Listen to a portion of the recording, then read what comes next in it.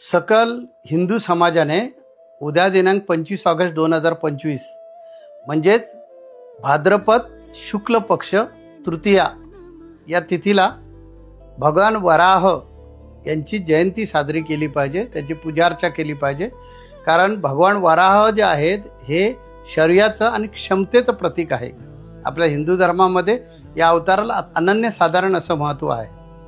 ज्या ज्या वेळी आपल्यावर संकट येतं त्या वेळेला तो भगवंत धावून येतो.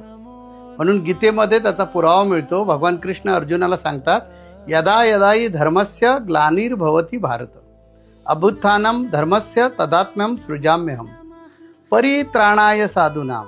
म्हणजे ज्या ज्या वेळी असं सुसज्जन लोकांना त्रास होईल त्यावेळी परित्राणाय साधूनाम विनाशाय दुष्कृत्यम धर्मसंस्थापनार्थाय संभवामी युगे युगे.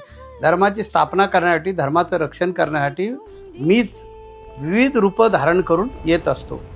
तसे हे भगवान वराह जे आहेत यांनी अवतार धारण केला. हिरण्यक्ष नावाचा एक दैत्य प्रचंड उन्मत्त झाला होता आणि त्याने पृथ्वी मातेलाच पळवून घेऊन गेला.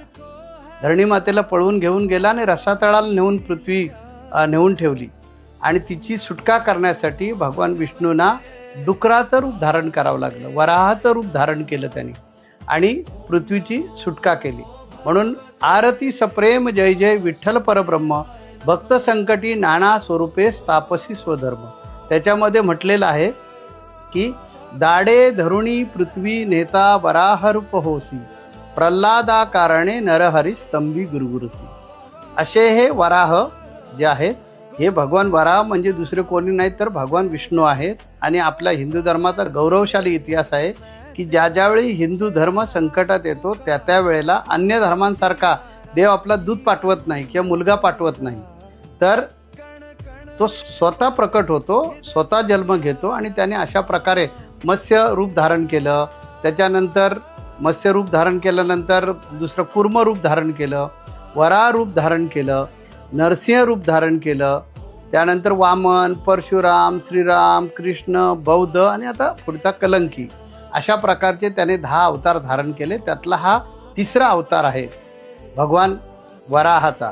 त्यामुळे ह्या वराह अवताराची आपण सर्वांनी जयंती साजरी केली पाहिजे. भगवान विष्णूचं रूप आहे ते. उद्या सकाळी आपण आंघोळ वगैरे करून झाल्यानंतर आपल्या पूजा घरामध्ये भगवान वराहाची मूर्ती जर असेल तर त्या मूर्तीची स्थापना करा, नसेल तर प्रतिमा मिळवा आणि त्या प्रतिमेची पूजा करा. जशी आपण आपल्या गणपती देवाची पूजा करतो, इतर देवदेवतांची पूजा करतो, तशाच प्रकारे भगवान वराहाची आपण पूजा करायची.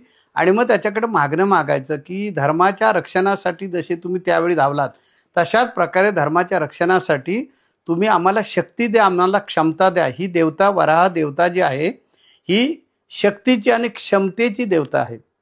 त्यामुळे हिंदू धर्मामध्ये आम्ही जन्म घेतलेला आहे. आपण खरंच भाग्यवान आहोत, कारण हिंदू धर्मामध्ये जन्म घेण्यासाठी देव पण प्रतीक्षेत असतात. कधी एकदा आम्हाला हिंदू धर्म मिळतो आणि त्या हिंदू धर्मामध्ये मनुष्य रूप धारण करून आम्हाला आमचा आत्मउद्धार करता येईल. म्हणून परशुराम झाले, राम झाले, कृष्ण झाले, असे अनेक रूप धारण करून आले आणि त्यांनी या जन्मात येऊन आपला उद्धार करून घेतला. तेव्हा हा हिंदू धर्म अत्यंत पवित्र असा धर्म आहे, फार पुरातन असा धर्म आहे.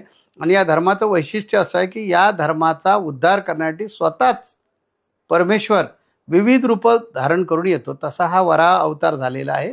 भगवान विष्णू वराह रूपामध्ये आले, तेव्हा त्यांची पूजा करूया आणि त्यांचा आशीर्वाद घेऊया आणि आपल्या धर्माच्या रक्षणासाठी आमच्यामध्ये क्षमता निर्माण करा, आमच्यामध्ये शौर्य येऊ दे, अशा प्रकारची प्रार्थना करून भगवंताचे आपण आशीर्वाद घेतले पाहिजे. म्हणून आम्ही जगद्गुरू रामानंदाचार्य, नरेंद्राचार्य, धर्मगुरू या नात्यानं आपल्याला सर्वांना आवाहन करत आहोत की आपण सर्वांनी उद्या 25 ऑगस्ट 2025 रोजी भाद्रपद मास शुक्ल पक्ष तृतीया असल्यामुळे भगवान वराहांचं पूजन करूया आणि त्यांचे आशीर्वाद घेऊया. आमचा सुद्धा धर्मगुरू या नात्यानं आपल्याला सर्वांना आशीर्वाद आहे.